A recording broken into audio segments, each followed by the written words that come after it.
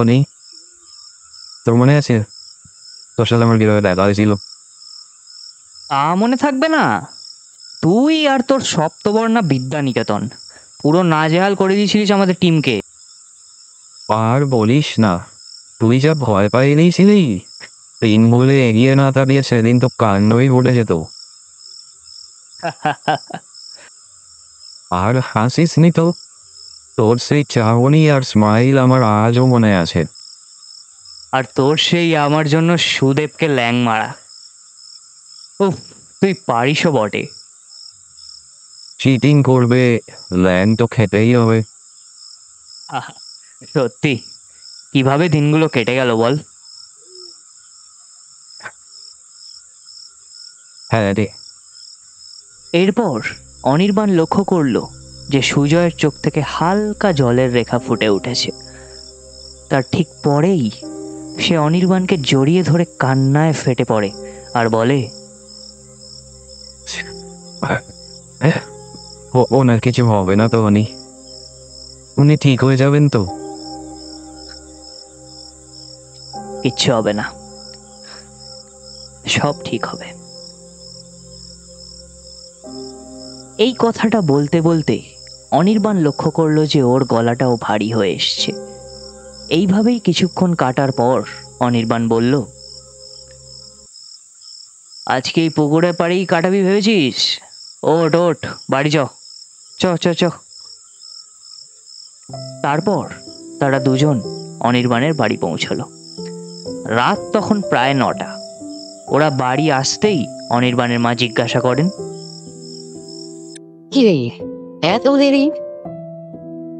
ওই জয়ের বাড়ির সামনের পুকুরের ধারে বসেছিলাম, এত দেরি যে হবে তা আমরাও ভাবতে পারিনি গো।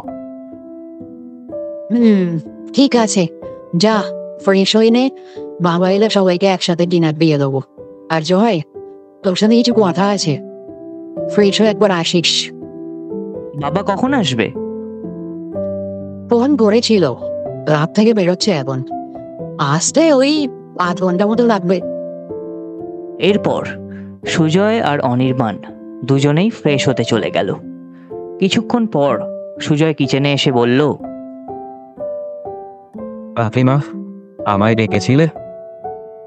হ্যাঁ, আয় বস।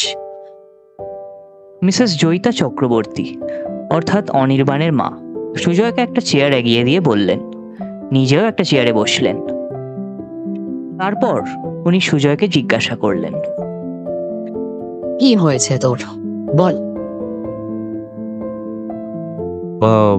মনটা একদম ভালো নেই কাকিমা।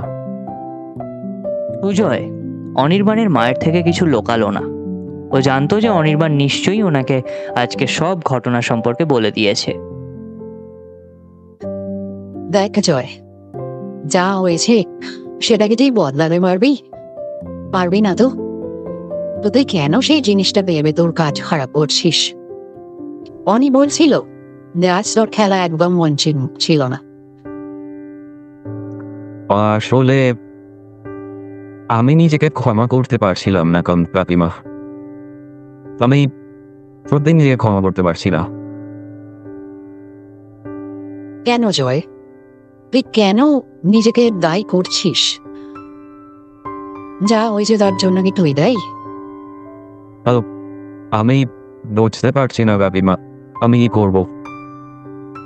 জয়, তুই বড় হয়েছিস, বোঝার ক্ষমতাও হয়েছে, তাই তোকে বলছি এটা তোর কাছে একটা চ্যালেঞ্জ। ছোটবেলা থেকে তো অনেক চ্যালেঞ্জের মোকাবিলা করে এসেছিস, এটাকেও সেইভাবে নে না, দেখবি অন্য চ্যালেঞ্জগুলোর মতো এটাও পার করতে পেরেছিস। সুজয় খুব মনোযোগ সহকারে অনির্বাণের মায়ের কথা শুনতে থাকলো আর উনিও বলতে থাকলেন, অনিকে দেখেছিস তো, ও কি একটা জিনিস নিয়ে এত ভাবে বল? ওর জীবনে তো কত সমস্যা এসেছে তুই জানিস, আর তা সত্ত্বেও কিভাবে নিজে তার সমাধান করেছে দেখেছিস তো? আমি জানি যে তোর অনেক দুঃখ হচ্ছে, কষ্ট হচ্ছে, কিন্তু বাবা তোর জীবনে এর প্রভাব পড়তে দিলে তো হবে না। কোনো চিন্তা নেই বাবা, সব ঠিক হবে দেখিস, আবার সব আগের মতো হবে। এখানে তোর কাজে কোনো ফাঁকি দিস না বাবা, তোর কাজে এর কোনো প্রভাব পড়তে দিস না, তাহলে তোরই ক্ষতি হবে। এরপর মিসেস জয়িতা চক্রবর্তী সুজয়ের সাথে আরো কিছুক্ষণ কথা বললেন। উনি আসলে একজন পেশাদার মনস্তত্ত্ববিদ। কিছুক্ষণ কথা বলার পরই উনি সুজয়ের মধ্যে একটা পরিবর্তন লক্ষ্য করলেন। সুজয়ের মন আগের থেকে ভালো হলো। কিছু সময়ের পরই অনির্বাণের বাবা অর্থাৎ মিস্টার অনিমেষ চক্রবর্তী বাড়ি এলেন। তারপর তারা সবাই মিলে খেতে বসলেন। অনির্বাণের বাবা জিজ্ঞাসা করলেন, কি রে, কি খবর সব? সুশীল স্যারের সাথে তো এখন তো সবটাই শুনলাম। হ্যাঁ গো, আজ হেরে গেলাম। স্যারকে বলে নিয়েছি পরের ম্যাচে জয় খেলবে। স্যারও বলছিলেন যে একটা ম্যাচে খারাপ খেলেছে তো কি হয়েছে, পরের ম্যাচে নামাবে জয়কে, পরের ম্যাচে নিশ্চয়ই ভালো খেলবে। ব্যাস জয়, তাহলে প্রবলেম সলভড। এবার ফাটিয়ে খেলিস কিন্তু। আর আমি তো আগেই বলেছি গোল তুই পাবি। আমি আছি তো, নো প্রবলেম, সব ঠিক হবে। তারপর অনির্বাণ সুজয়ের পিঠ চাপড়ে খাওয়া জারি রাখলো। সুজয় এইসব দেখে একটু ইমোশনাল হয়ে বলল, thank you Oni, thank you কাকিমা। আচ্ছা ঠিক আছে, হয়েছে হয়েছে, এত ফর্মালিটি না দেখিয়ে চুপচাপ খা আর গিয়ে অনেক সাথে শুয়ে পড়। কাল একটা শুভ দিন, কাল তাড়াতাড়ি উঠিস। এরপর তারা সবাই খাওয়া দাওয়া শেষ করে যে যার রুমে চলে গেল। আর তার কিছুক্ষণ পরেই তারা শুয়ে পড়ল। পরের দিন সকালে সুজয়ের চোখ খুলতেই ও দেখল যে অনির্বাণ ওর পাশে নেই, বরং তার পাশে একটা মস্ত বড় র্যাপ করা বাক্স রাখা আছে। ও সেই বাক্সটাকে যখন খুলতেই যাচ্ছিল কি তখনই ওই ঘরে অনির্বাণ আর তার মা বাবা এলেন। অনির্বাণের মায়ের হাতে একটা বড় চকলেট কেক, সেখানে বড় করে লেখা আছে হ্যাপি 18th বার্থডে সুজয়। তারপর ওরা তিনজনেই গাইল happy birthday to you, happy birthday to you, happy birthday dear Sujoy, happy birthday to you. তারপর সুজয়কে কেকের একটা টুকরো খাওয়ানো হলো। আর আজ সুজয়ের জন্মদিন ছিল। সেই উপলক্ষেই অনির্বাণের মা তার পছন্দের লুচি আর বেগুন ভাজা বানাবার প্রোগ্রাম করেছিলেন। এবার তুই গিফটটা খুলে দেখতে পারিস। অনির্বাণের বাবা বললেন, সুজয় আজ একটু করতে পেরেছিল, কিন্তু পুরোপুরি নিশ্চিত হতে পারেনি যে ওটা একটা বাক্স যেখানে আছে একজোড়া নতুন বুট। খোলার পর তা বুঝলো। Thank you so much. You're welcome. চ, এবার ব্রাশ করে নে, বাথরুম সেরে নে, তারপর চলে আয়, অনেক বেলা হয়েছে।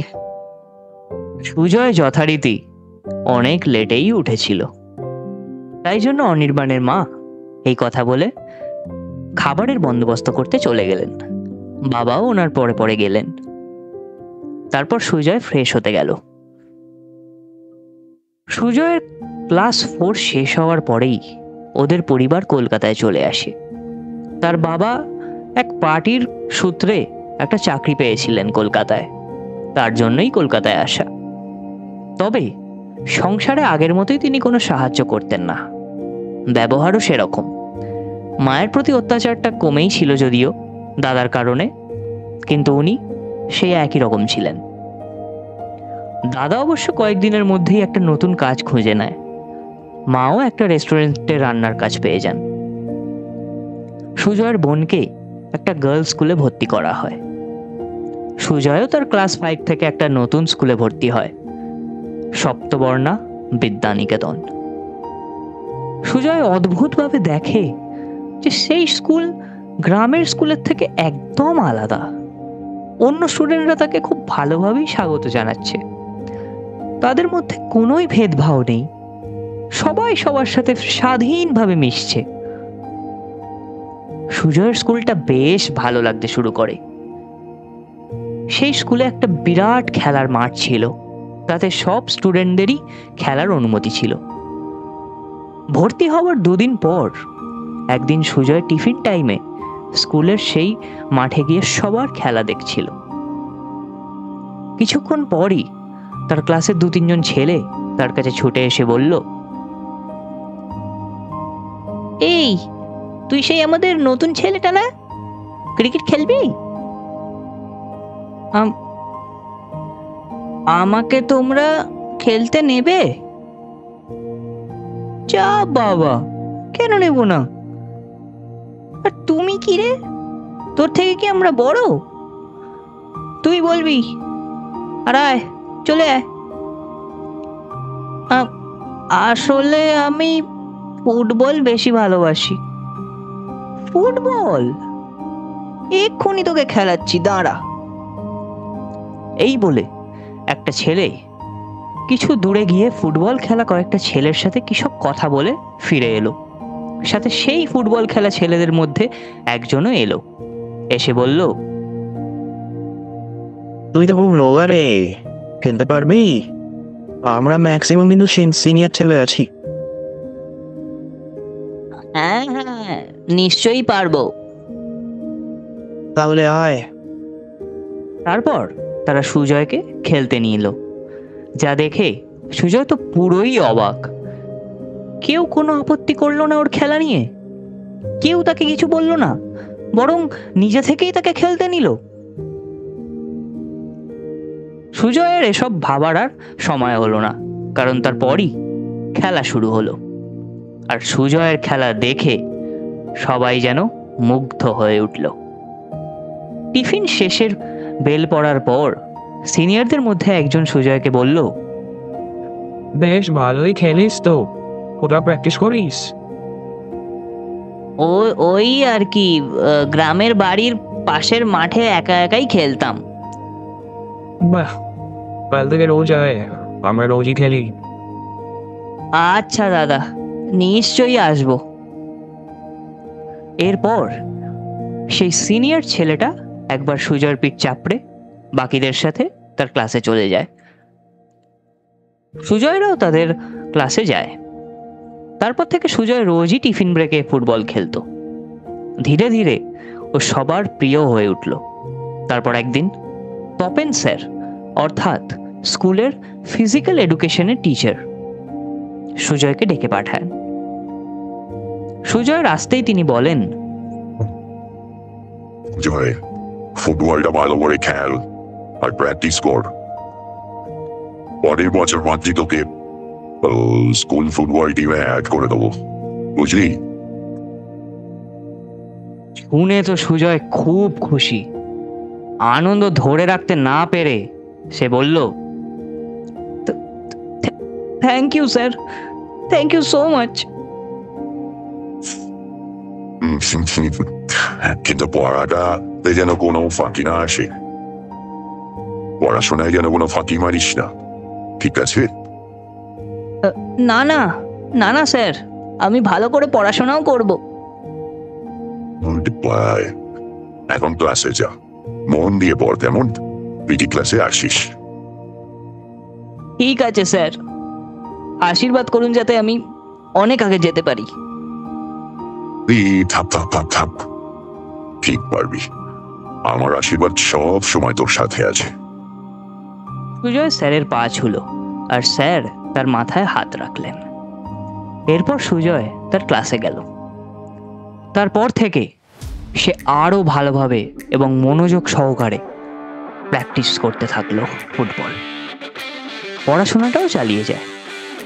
যতই দিন যায় ততই সুজয়ের খেলা উন্নত হতে থাকে। ধীরে ধীরে সে ঠিক করে নেয় যে স্কুল ফুটবল টিমে সে সিলেক্ট হবেই। তো বন্ধুরা, এই ছিল সাদা কালো পৃথিবীর তৃতীয় পর্ব। খুব তাড়াতাড়ি চতুর্থ পর্ব নিয়ে আমি আবার ফিরব। আজকের অডিও স্টোরি যদি আপনাদের ভালো লাগে তাহলে লাইক, শেয়ার, সাবস্ক্রাইব করতে ভুলবেন না কিন্তু। আর তার সঙ্গে বেল আইকন প্রেস করে দেবেন যাতে আমার নতুন কোনো ভিডিও আপলোড হওয়ার পরেই আপনার কাছে নোটিফিকেশন চলে যায়। তাহলে দেখা হবে পরের ভিডিওতে। ততক্ষণের জন্য বাই।